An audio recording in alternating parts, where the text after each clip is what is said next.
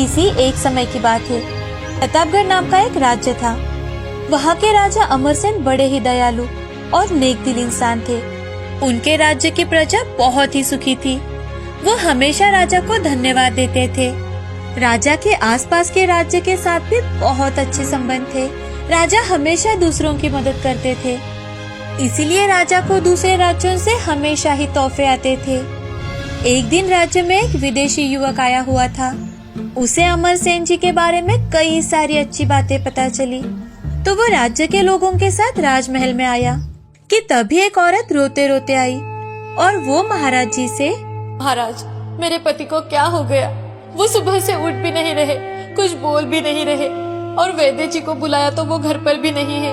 आप ही कुछ कर सकते हैं महाराज। मंत्री भारत, आप अभी के अभी सैनिकों को इस औरत के साथ भेजिए और रघु को महल में लाने के लिए कहिए। राजवैद्य जी को भी अभी के अभी बुलाइए। लेकिन महाराज, राजवैद्य जी भी राज्य से बाहर गए हुए हैं। ठीक है, तो रघु को दूसरे राज्य के वैद्य के पास लेकर जाने की व्यवस्था की जाए। आप और सेनापति भी साथ जाइए। जी महाराज। राजमहल में जो कुछ भी हो रहा था वो सब विदेशी युवक एक जगह खड़ा रहकर देख रहा था।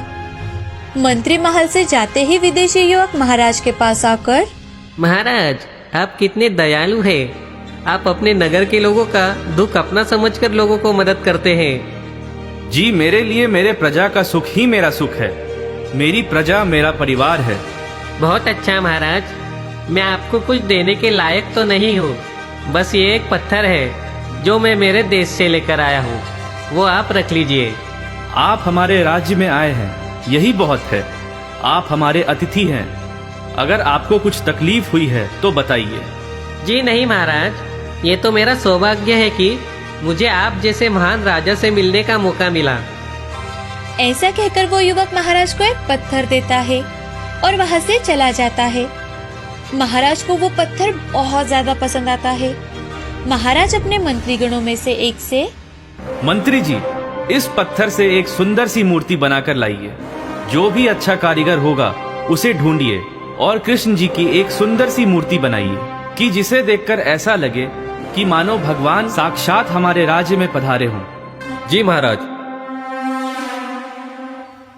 मंत्री राज्य के कई सारे कारीगरों के पास जाते हैं, लेकिन उनमें से एक को चुनकर उससे, इस पत्थर से एक अच्छी कृष्ण जी की मूर्ति बनाओ। तुम्हें इनाम में 100 सोने के मोहरे मिलेंगे। दिखाइए तो मंत्री जी। ये लो। नहीं नहीं मंत्री जी, मैं तो इस पत्थर से मूर्ति नहीं बना पाऊंगा। अब मंत्री जी दूसरे कारीगर के पास जाते हैं, तो दूसरा कारीगर उस पत्थर को एक आकार देने की कोशिश करता है, लेकिन वो उसमें असमर्थ रहता है। वो मंत्री जी को वो पत्थर वापस दे देता है, लेकिन यहाँ पर मंत्री जी को पत्थर से मूर्ति तो बनानी ही थी, क्योंकि राजा का ऐसा आदेश ही था। अब मंत्री जी उस पत्थर को एक छोटे से कारीगर के पास लेकर जाते हैं, जिसका ज्यादा नाम नहीं था, लेकिन वो कारीगर एक मेहनती कारीगर था जो लगन से अपना काम किया करता था। वो मंत्री जी से उस पत्थर को ले लेता है और कुछ ही दिनों में सुंदर सी मूर्ति बना कर देता है। जैसे ही मंत्री जी उस मूर्ति को देखते हैं, वो मंत्र मुग्ध हो जाते हैं और महाराज के कहे अनुसार उसे सोने की मोहरे दे देता है। अब मंत्री जी मूर्ति को लेकर घोड़े पर बैठ जाते हैं और जाते जाते रास्ते में सोचने लगते हैं कि अगर उस पहले कारीगर ने ये कोशिश की होती तो शायद ये सोने की मोहरे उसी की होती।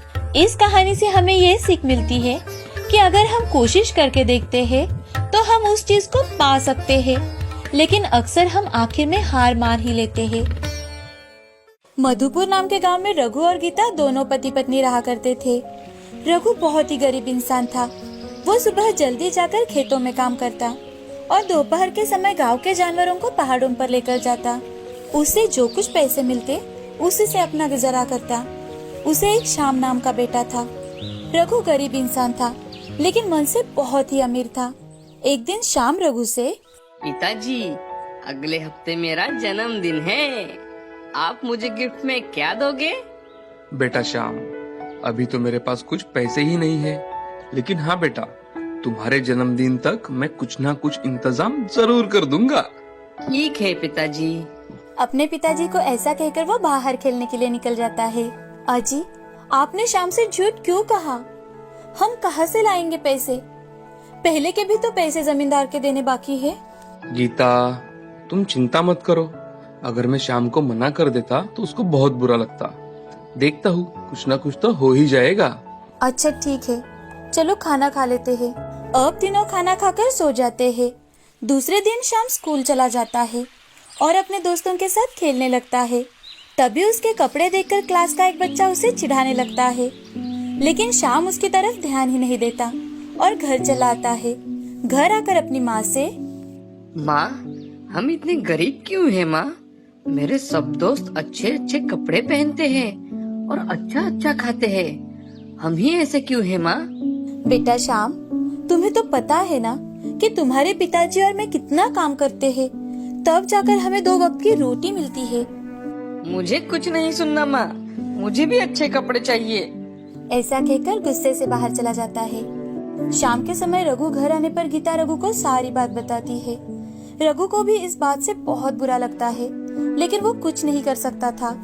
अब दूसरे दिन वो गांव के जमींदार के पास से कुछ पैसे लेकर आता है और शाम के लिए कुछ कपड़े खरीदने के लिए चला जाता है कि तभी उसे रास्ते में एक बकरी सड़क पर ठंड से कांपती हुई दिखाई देती है।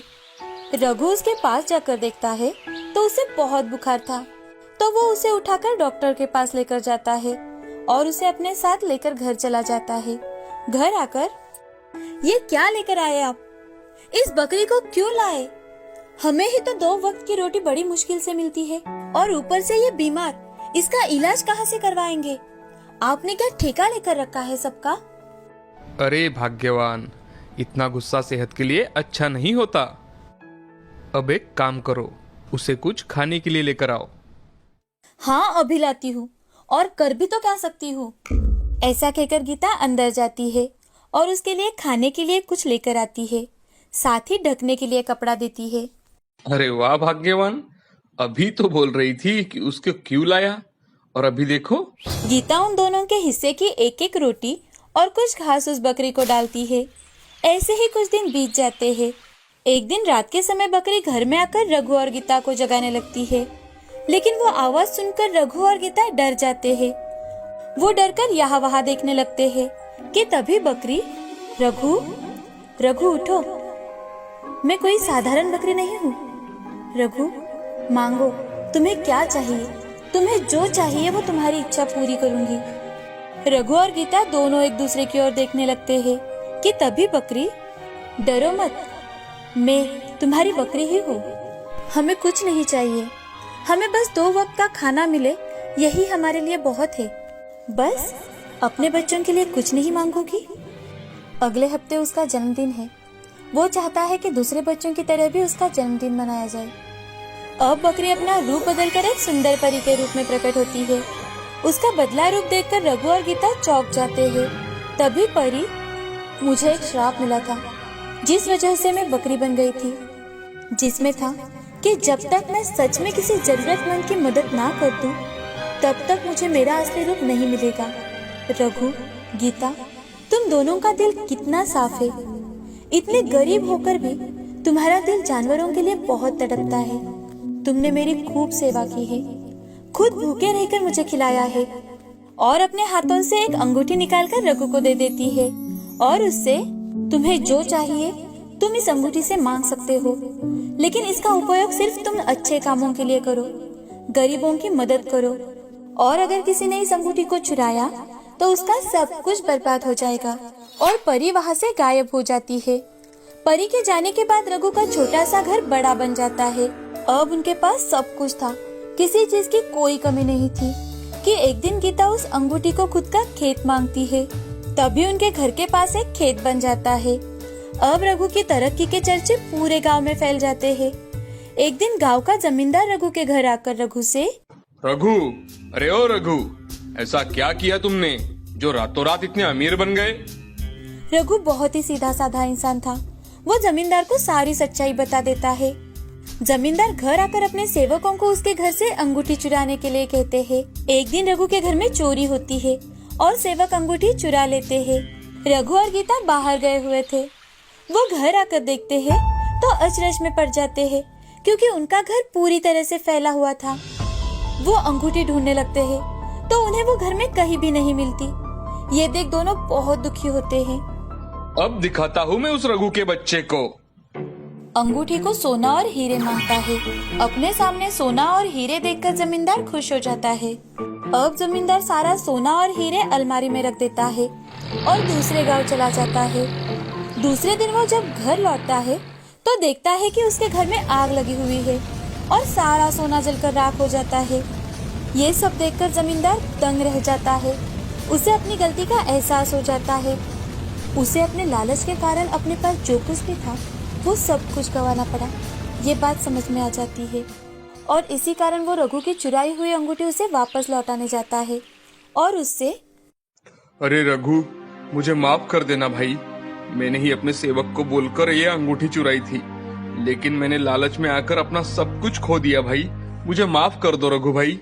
रघु इस बात से बहुत ज्यादा खुश हो जाता है कि उसकी अंगूठी फिर से उसे वापस मिल गई है। अब वो उस अंगूठी की मदद से सारे लोगों की मदद करने लगा। उसने गांव में गरीब बच्चों के लिए स्कूल खोला, एक अनाथालय भी खोला और अपनी पूरी जिंदगी गरीबों की सेवा में समर्पित कर दी।